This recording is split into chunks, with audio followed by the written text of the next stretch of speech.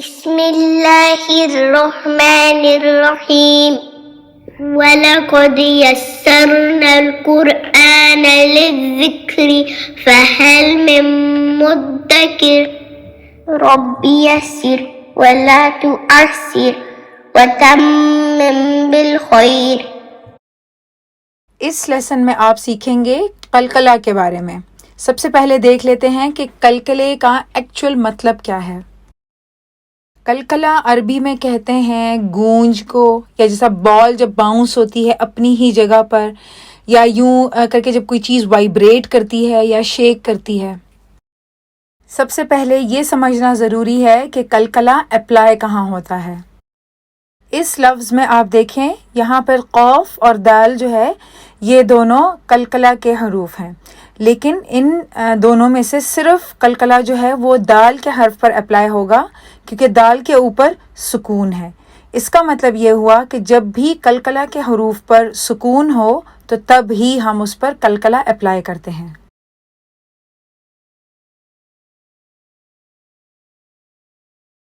قلقلہ کے یہ 5 حروف ہیں: قوف، طا، با، جیم اور دال۔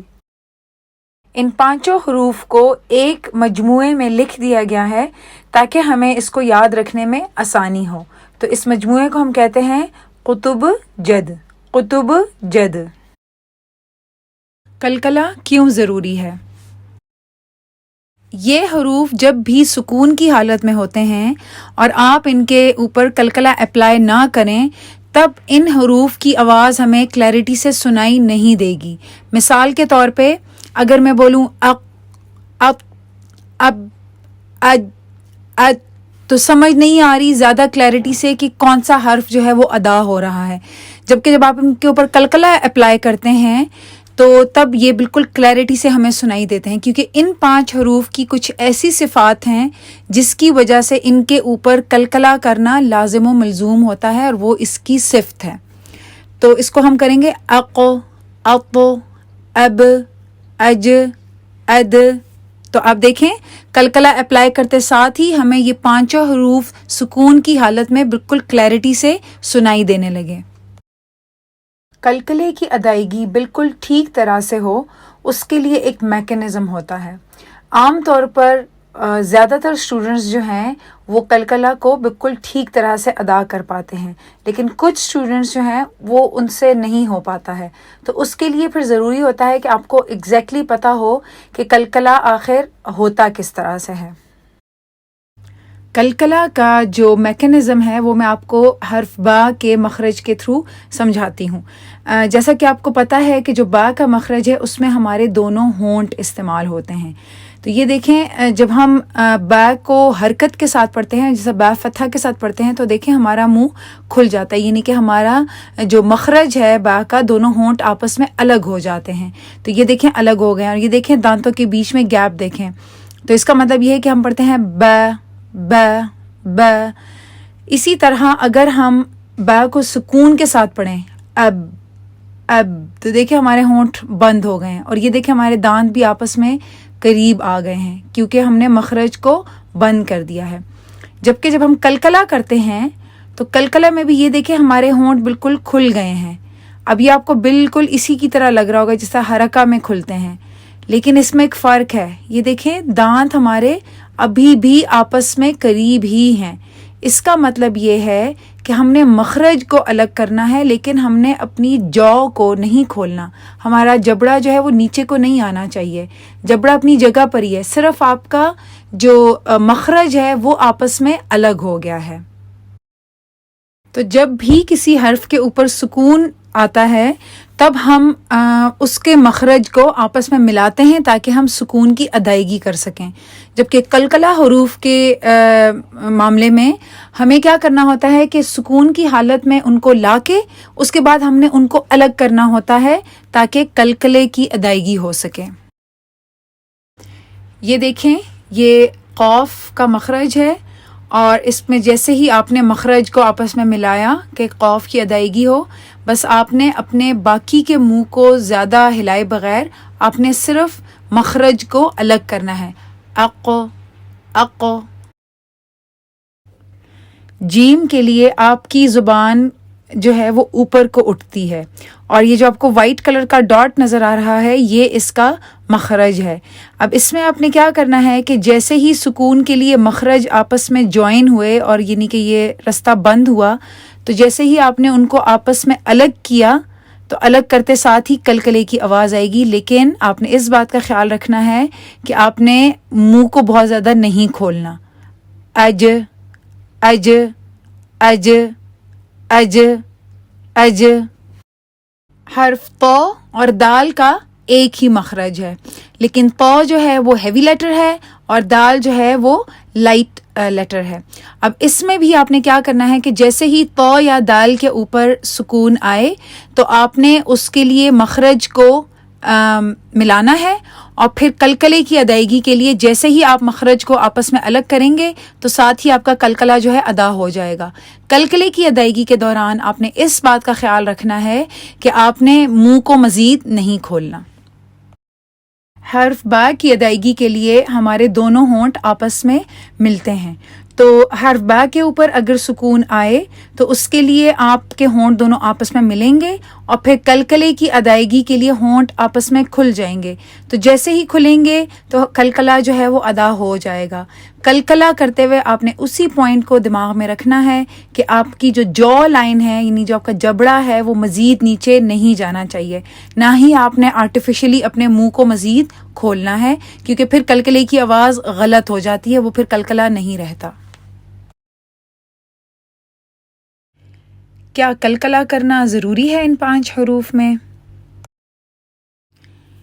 ان حروف پر سکون کی حالت میں کلکلا کرنا بہت ضروری ہے، کیونکہ اگر آپ کلکلا نہ کریں تو پھر یہ ہوگا کہ ان حروف کی سمجھ ہی نہیں آئے گی کہ آپ کون سا حرف پڑھ رہے ہیں۔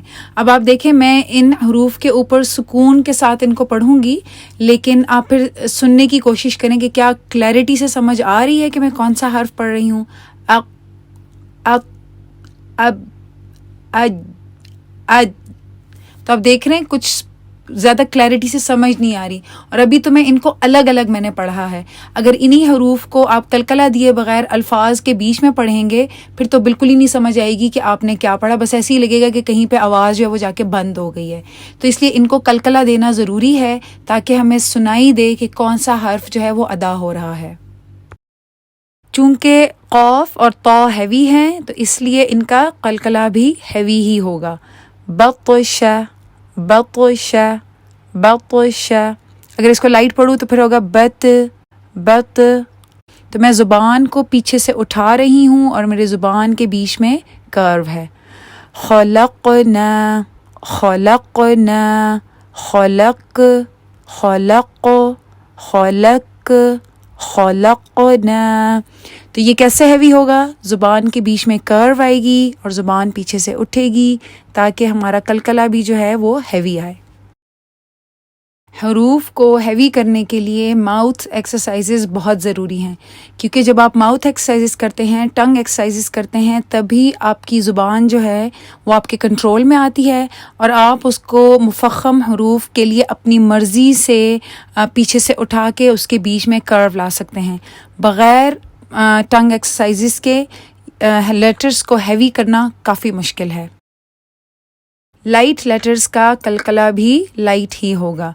یبدئ یبدئ وجہیہ وجہیہ یدخل یدخل۔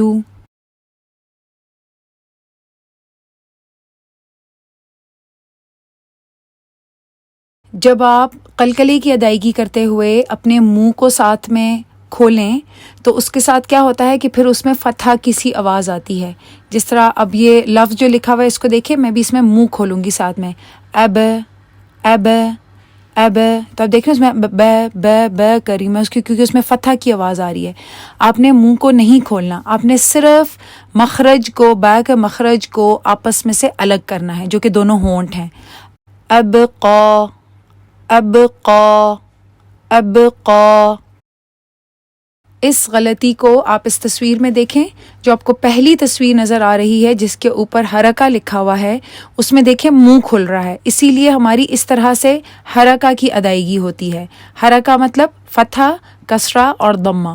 تو آپ نے منہ کو نہیں کھولنا، نہیں تو پھر فتحہ کی آواز آئے گی. صرف مخرج کو آپس میں الگ کر رہا ہے. اکثر جب کلکلہ کے حرف سے پہلے ضمہ ہو تو اسٹوڈنٹس اکثر یہ کرتے ہیں کہ ان کے ہونٹ گول کے گول ہی رہ جاتے ہیں اور وہ اسی حالت میں ہی کلکلہ کی بھی ادائیگی کرتے ہیں. تو اس کے ساتھ پھر کیا ہوتا ہے کہ اس میں پھر ضمہ کسی آواز آتی ہے. جس طرح اب یہ جو لفظ لکھا ہوا ہے تو اگر میں ہونٹوں کو گول ہی رکھوں کیونکہ اس سے پہلے ضمہ آ رہی ہے یا کے اوپر، تو اس طرح سے کچھ آواز آئے گی، یوبو یوبو یوبو دی او. تو آپ دیکھ رہے ہیں آپ نے او کی آواز آ رہی ہے کیونکہ ہونٹ گول ہیں. تو ہونٹوں کو گول نہیں کرنا، یا ضمہ کی ادائیگی کرتے ساتھ ہی آپ کے ہونٹ واپس نارمل ہو جانے چاہیے تاکہ پھر با کے لیے ملے اور کلکلہ ہو. یوب یوب دی او یوب دی او.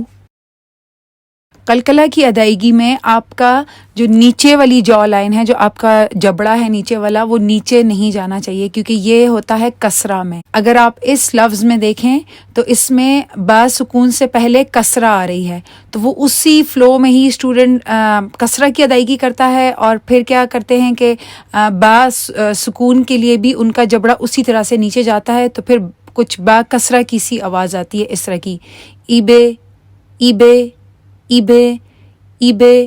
سو آپ نے اس میں اپنے جبڑے کو کنٹرول کرنا ہے اور جبڑا جو ہے وہ آپ کا نیچے نہیں جانا چاہیے.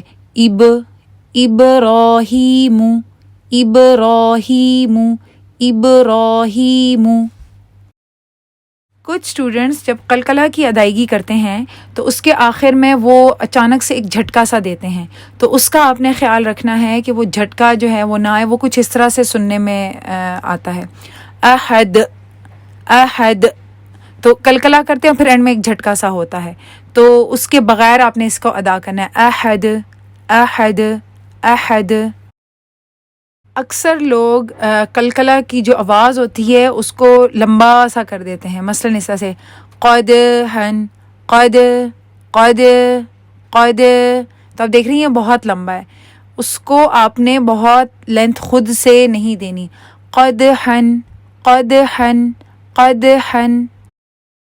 یہ والی مسٹیک بہت کامن ہے، وہ اس لیے کہ جب آپ نیا نیا قلقلہ کرنا سیکھتے ہیں تو اس کے بعد کیا ہوتا ہے کہ جیسے ہی آپ قلقلے کی ادائیگی کرتے ہیں اس کے بعد آپ تھوڑا سا ایک پاز سا لیتے ہیں، سانس وغیرہ اس میں نہیں لیتے، اور اس کے بعد پھر باقی کا پڑھتے ہیں. کچھ اس طرح سے پڑھتے ہیں، وجہ ہی یا وجہ ہی یا.